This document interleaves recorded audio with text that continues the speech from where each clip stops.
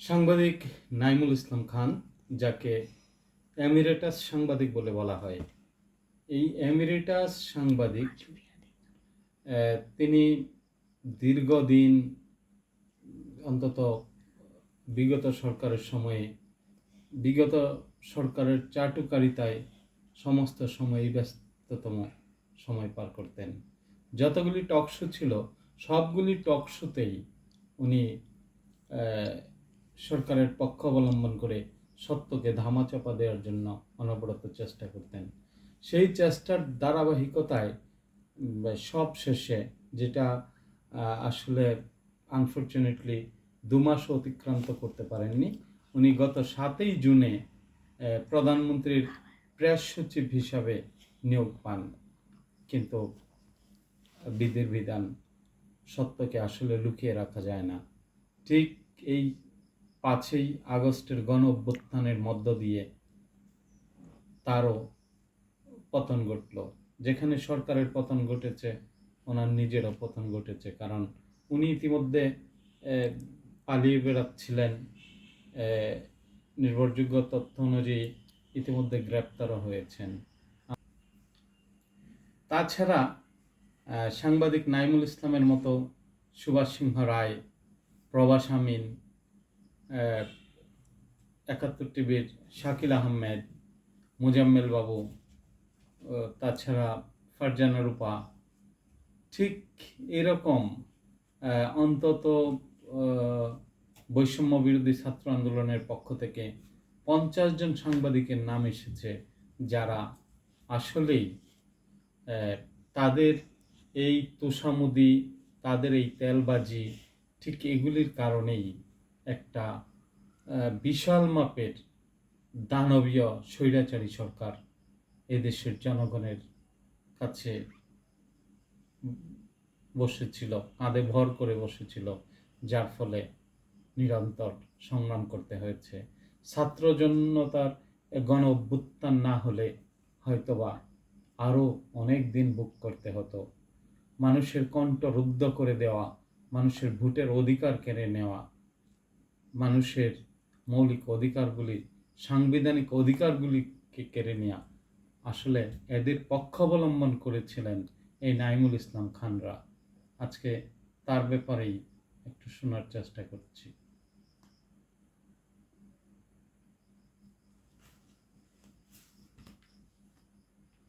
নতুন সময় পত্রিকার এমিরেটাস সম্পাদক নাইমুল ইসলাম খান গ্রেপ্তার করেছে র‍্যাব। শনিবার রাতে গাজীপুরের কালিয়াকৈর এলাকা থেকে তাকে নাইমুল ইসলাম খান এখন এই মুহূর্তে কোথায় আছেন তা আমরা ঠাহর করতে না পারলেও, এই সম্পর্কিত তথ্য না পেলেও, তিনি হত্যা মামলার আসামি হয়েছেন। গুরুত্বপূর্ণ বিষয় হচ্ছে, রেহাই পেলেন না সাংবাদিক নাইমুল ইসলাম খান। দীপুমণিকে নিয়ে আদালতে আশ্চর্য কাণ্ড। প্রিয় বন্ধুরা, দুটো বিষয়ের উপর পর্যালোচনা করার চেষ্টা করব। আশা করছি শেষ পর্যন্ত আমার সঙ্গে থাকবেন। আপনাদের কোনো প্রশ্ন বা মতামত যদি থেকে থাকে, অবশ্যই সেগুলো জানতে চাই। সেই জন্যে মেসেঞ্জারে লিখুন। প্রথম বিষয় হচ্ছে সাংবাদিক নাইমুল ইসলাম খান প্রসঙ্গ। অনেকেই ভেবেছিলেন যে তিনি রেহাই পেয়ে যাবেন, সময় পেরিয়ে গেলে তিনি আবার বেরিয়ে আসবেন, টকশোতে অংশ নেবেন এবং তার পত্রিকায় তিনি সাংবাদিকতা শুরু করবেন। কিন্তু না, তেমনটি হবার কোনো ধরনের সম্ভাবনাই আর থাকলো না। হ্যাঁ, নাইমুল ইসলাম খানের কথা বলছি, আপনারা সবাই তাকে চেনেন। নাইমুল ইসলাম খান প্রধানমন্ত্রীর প্রেস সচিব হয়েছিলেন। গত 7 জুন প্রধানমন্ত্রীর কার্যালয়ে তাকে সচিব মর্যাদায় প্রেস সচিব হিসেবে নিয়োগ দেয়। কিন্তু ভাগ্যের কি নির্মম পরিহাস, 2 মাস পূর্ণ না হতেই তার প্রেস সচিব হওয়াকে ঘিরে নানান স্বপ্নের বিস্তৃতি এবং সম্ভাবনা ধ্বংস হয়ে যায়। নাইমুল ইসলাম খান এখন এই মুহূর্তে কোথায় আছেন তা আমরা ঠাহর করতে না পারলেও, এই সম্পর্কিত তথ্য না পেলেও, তিনি হত্যা মামলার আসামি হয়েছেন। সর্বশেষ খবর হচ্ছে, আজ সন্ধ্যা 7টায় রংপুর মেট্রোপলিটন আদালতে সবজি বিক্রেতা সাজ্জাদ হোসেনের স্ত্রী জিতু বেগম, সাবেক প্রধানমন্ত্রী শেখ হাসিনা, নাইমুল ইসলাম খান, সুভাষ সিংহ রায় সহ বেশ কজনের বিরুদ্ধে হত্যা মামলা দায়ের করেছেন। সেই হত্যা মামলার এজাহারে জিতু বেগম বলেন যে আমাকে যারা বিধবা করলো, আমার সন্তানদের যারা এতিম করলো, অবশ্যই তাদের সর্বোচ্চ শাস্তি চাই। আদালত এই মামলাটি গ্রহণ করেছে। এখন স্বাভাবিকভাবেই অন্যান্য কার্যক্রম শুরু হবে। তার মানে নাইমুল ইসলাম খানের শুভাকাঙ্ক্ষীরা প্রত্যাশা করেছিলেন খানিকটা সময় কেটে গেলে, পরিস্থিতি স্বাভাবিক হতে থাকলে তিনি আবার জনসম্মুখে আসবেন। কিন্তু এই হত্যা মামলা হবার কারণে সে আশায় গুড়ে বালি। প্রিয় বন্ধুরা, নাইমুল ইসলাম খান আলোচিত এবং সমালোচিত একজন সাংবাদিক। বাংলাদেশের সংবাদপত্রের ইতিহাসে এই নামটি অবশ্যই বারবার নানা কারণে সামনে এসেছে।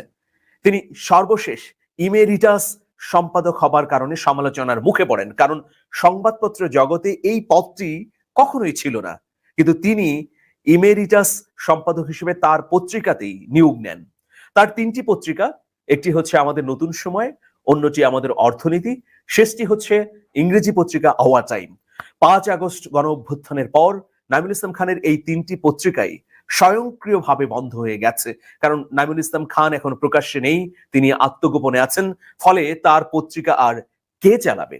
গত 16 বছর ধরে তিনি সরকারের পক্ষে টকশোতে নানা বক্তব্য, যুক্তি এবং বিশ্লেষণ দিলেও সরাসরি রাষ্ট্রীয়ভাবে কোনো সুযোগ নেননি, মানে কোনো পদ তিনি নেননি। তিনি হয়তো বিজ্ঞাপন বা পত্রিকা প্রকাশনার ক্ষেত্রে অনেক ধরনের সুযোগ সুবিধা গ্রহণ করেছেন 16 বছরে আওয়ামী লীগ সরকারের কাছ থেকে, কিন্তু রাষ্ট্রীয় বা সরকারিভাবে তিনি কোনো পদ গ্রহণ করেননি। সর্বশেষ 7 জুন নাইমুল ইসলাম খানকে প্রধানমন্ত্রী শেখ হাসিনার প্রেস সচিব হিসেবে নিয়োগ দেওয়া হয়। সে হিসেবে 7 জুন থেকে 5 আগস্ট যদি আমরা সময় ধরি, 2 মাসেরও কম সময়, এই সময়ের মধ্যে তার স্বপ্ন ধূলিসাৎ হয়ে গেল। প্রিয় বন্ধুরা, তার মানে তিনি আবার সাংবাদিকতায় আসবেন, সেই সম্ভাবনা একেবারেই উড়ে গেল। বন্ধুরা, নাইমুল ইসলাম খানের এই যে উত্থান এবং এই যে কক্ষচ্যুত হওয়া, এর একটা বিস্তৃত ঘটনা আছে। ইনকিলাব পত্রিকা দিয়ে সাংবাদিকতা শুরু করার পর তিনি ধীরে ধীরে নানা পন্থায় উঠে এসেছিলেন। সর্বশেষ তিনি দৈনিক আমাদের সময় দিয়ে চমক দেখিয়েছিলেন। পরবর্তীতে তিনি এর মালিকানা বিক্রি করে দেন, কিন্তু এই নামের কাছাকাছি একটি নাম রেখে দেন, দৈনিক আমাদের নতুন সময়। পাশাপাশি অনলাইন আমাদের সময় .com-ও তিনি নিজের হাতে ধরে রাখেন। এ নিয়ে দৈনিক আমাদের সময় এবং নাইমুল ইসলাম খানের মধ্যে প্রকট একটা দ্বন্দ্ব সবসময় বিরাজমান ছিল। যাই হোক, প্রিয় বন্ধুরা, নাইমুল ইসলাম খানকেও শেষ পর্যন্ত হত্যা মামলায় আসামি করা হয়েছে। সুতরাং তিনি প্রকাশ্যে এলেই গ্রেফতার হবেন, রিমান্ডে যাবেন এবং বিচারের মুখোমুখি হতে হবে, এটা তো অনস্বীকার্য। সুতরাং এই মুহূর্তে নাইমুল ইসলাম খান আত্মগোপনে থাকলেও তিনি যে আর প্রকাশ্যে আসছেন না, এটা প্রায় নিশ্চিত করেই বলা যায়। এখন অনেকে প্রশ্ন উঠাচ্ছেন যে নাইমুল ইসলাম খান কি দেশে রয়েছেন নাকি তিনি দেশে পালিয়ে গেছেন। এই বিষয়েও এখন পর্যন্ত সুস্পষ্টভাবে পুলিশ কোনো তথ্য দেয়নি। প্রিয় বন্ধুরা, নাইমুল ইসলাম খান সম্পর্কে আরেকটি তথ্য জানিয়ে দেই যে তিনি প্রকাশ্যেই টকশোতে বলতেন তার বাবা রাজাকার ছিলেন। রাজাকার থাকার পরেও তিনি মুক্তিযুদ্ধের চেতনায় বিশ্বাসী দাবি করে আওয়ামী লীগের রাজনীতির পৃষ্ঠপোষক ছিলেন মিডিয়ায়। আমরা ফলশ্রুতিতে দেখেছি পুরস্কার স্বরূপ তিনি প্রধানমন্ত্রীর প্রেস সচিব হয়েছেন, কিন্তু 2 মাসের মাথায় তাকে সেই পদ থেকে সরে যেতে হয়েছে গণ অভ্যুত্থানের কারণে। তিনি কোথায় আছেন আমরা জানি না। প্রিয় বন্ধুরা, এর পাশাপাশি আরেকজন টকশোতে খুব সরব আওয়ামী লীগের পক্ষে, তিনিও গ্রেফতার হয়েছেন। আপনারা সবাই তাকে চেনেন। তার এই গ্রেফতারি পরোয়ানার মধ্য দিয়ে তিনিও হয়তো সামনে আসবেন না। তিনি গ্রেফতার হননি, তিনি কোথায় আছেন তাও আমরা জানি না, কিন্তু তিনি হত্যা মামলার আসামি হয়েছেন। সুভাষ সিংহ রায়, আপনারা তাকে চেনেন, সাবেক ছাত্রলীগের নেতা এবং রাজনীতি বিশ্লেষক হিসেবে পরিচিত। তার বাংলা বিচিত্রা নামে একটি পত্রিকাও রয়েছে। যাই হোক, প্রিয় বন্ধুরা, আমি অন্য খবরটির দিকে নজর দিতে চাই। আজ মানে 20 আগস্ট 2024 তারিখে আওয়ামী লীগের সর্বশেষ সমাজ কল্যাণ মন্ত্রী, মানে তিনি 3 দফায় মন্ত্রী ছিলেন, সর্বশেষ দায়িত্ব পালন করছিলেন সমাজ কল্যাণ মন্ত্রণালয়ের। সেই সমাজ কল্যাণ মন্ত্রণালয়ের মন্ত্রী ডাক্তার দীপুমণিকে ঢাকা মহানগর আদালতে হাজির করা হয়। সেখানে তাকে 10 দিনের রিমান্ড চাওয়া হয়, কিন্তু তার বিরুদ্ধে সিএমএম কোর্ট 4 দিনের রিমান্ড মঞ্জুর করেন। প্রিয় বন্ধুরা, মোহাম্মদপুরে আবু সাইদ হত্যা মামলায় তাকে আসামি হিসেবে দেখানো হয়েছে। এই হত্যা মামলার বিস্তারিত তথ্য জানতেই ডিবি পুলিশ তাকে ইতোমধ্যে রিমান্ডে নিয়েছে। কিন্তু আদালতে কিছু আশ্চর্য ঘটনা ঘটে গেছে। প্রথমত হচ্ছে, দীপুমনির কোনো আইনজীবী ছিল না। শেষ পর্যন্ত বিএনপি পন্থী এক আইনজীবী তার পক্ষে দাঁড়ান। এটা একটা অবাক ব্যাপার। সমগ্র আদালতে আইনজীবীদের যখন চিৎকার, হইচই, ফাঁসি চাই, ফাঁসি চাই, খুনির বিচার চাই, খুনি খুনি, ফাঁসি ফাঁসি, এই ধরনের চিৎকার, চেঁচামেচি, হই হুল্লোড়, তখন বিচারক বলছিলেন যে দীপুমনির পক্ষে কেউ কি কিছু বলবেন? বিএনপি পন্থী আইনজীবী আতাউর রহমান তখন দাঁড়িয়ে যান, বলেন যে আমি দীপুমনির পক্ষে কথা বলতে চাই। এটা একটা অবাক ব্যাপার। সমগ্র বাংলাদেশে যখন আওয়ামী লীগের পক্ষে দাঁড়াবার জন্য কাউকে খুঁজে পাওয়া যাচ্ছে না, তখন দীপুমনির পক্ষে দাঁড়ালেন খোদ বিএনপির একজন আইনজীবী। এর বাইরে দেখা যায় দীপুমনিকে হাত করা না পড়ানোয় আইনজীবীরা ব্যাপক বিক্ষোভ দেখাতে থাকেন আদালত চত্বরে এবং এজলাসে। এরপর আদালত থেকে বলা হয় নারী বিবেচনায় দীপুমনিকে হাত করা পড়ানো হয়নি, কিন্তু দীপুমনির সঙ্গে সাবেক ক্রীড়া উপমন্ত্রী আরিফ খান জয়, তাকেও নিয়ে যাওয়া হয়, তাকে হাত করা পরিয়ে আদালতে উপস্থাপন করা হয়। এই যে ঘটনা প্রবাহ, এর মধ্যে দেখা গেছে যে আইনজীবীরা আদালত চত্বরে উপস্থিত হয়ে দীপুমনিকে যখন আদালতে ওঠানো হচ্ছিল, তখন তাকে কিল, ঘুষি এবং তার ফাঁসির জন্য মুহুর্মুহু স্লোগান, খুনি হিসেবে তাকে চিহ্নিত করে বক্তব্য রাখা, এই সব ঘটনা ঘটে যাচ্ছিল। এজলাসে যখন দীপুমনিকে নিয়ে যাওয়া হয়, তখন তিনি ফুপিয়ে ফুপিয়ে কাঁদছিলেন। যতক্ষণ এজলাসে তাকে রাখা হয়েছিল, পুরোটা সময় তার চোখে পানি ছিল। বিষণ্ণভাবে তিনি বসেছিলেন, দাঁড়িয়েছিলেন কাঠগড়ায়, কোনো কথাই বলেননি। তার পাশাপাশি ক্রীড়া উপমন্ত্রী আরিফ খান জয়ও কোনো কথা বলেননি, এবং তাদের পক্ষে তো কোনো আইনজীবী ছিল না। কিন্তু বিএনপির ওই আইনজীবী শেষমেশ দাঁড়ান এবং তাদের জন্য জামিন আবেদন করেন। শেষ পর্যন্ত আদালত জামিন আবেদন নাকচ করে দিয়ে 4 দিনের রিমান্ড দেয় দীপুমনিকে। প্রিয় বন্ধুরা, এটি হচ্ছে মূল ঘটনা। এখন বিষয় হচ্ছে, একটা কথা সবাই বলে থাকেন যে বিচার পাওয়ার অধিকার সবারই রয়েছে। যেমন আমরা আন্তর্জাতিক অপরাধ ট্রাইব্যুনাল বাংলাদেশে যেটা প্রতিষ্ঠিত হয়েছে হাইকোর্টের পাশে, মানে পুরনো মাজার এলাকায় যেটা স্থাপিত, সেখানে আমরা অনেক সময় দেখেছি মানবতা বিরোধী অপরাধের মামলায় 2-1 আসামির কোনো ধরনের আইনজীবী ছিল না, তখন রাষ্ট্রের পক্ষ থেকে আইনজীবী দেওয়া হয়েছে। কিন্তু এখানে রাষ্ট্রের পক্ষ থেকে দীপুমনি বা আরিফ খান জয়কে কোনো আইনজীবী দেওয়া হয়নি। বিএনপির এক আইনজীবী, তার নাম আতাউর রহমান, স্বতঃস্ফূর্তভাবে দাঁড়িয়ে গেছেন।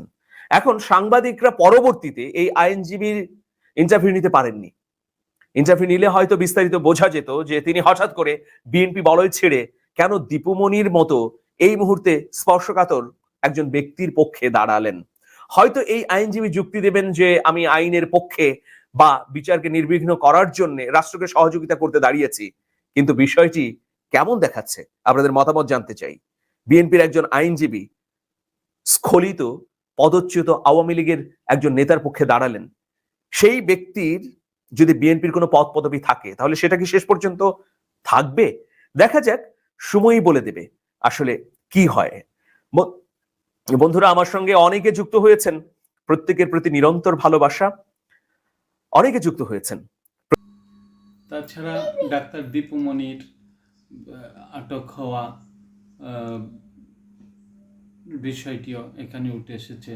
তার যে জামিন চাওয়ার বিষয়টা, বিএনপি পন্থী আইনজীবীর অংশগ্রহণ, সবগুলি বিষয় উঠে এসেছে। আমরা হয়তো আরও সামনে আরও নতুন কোনো তথ্যবহুল ক্লিপসগুলি পাবো। সে পর্যন্ত সবাই ভালো থাকবেন।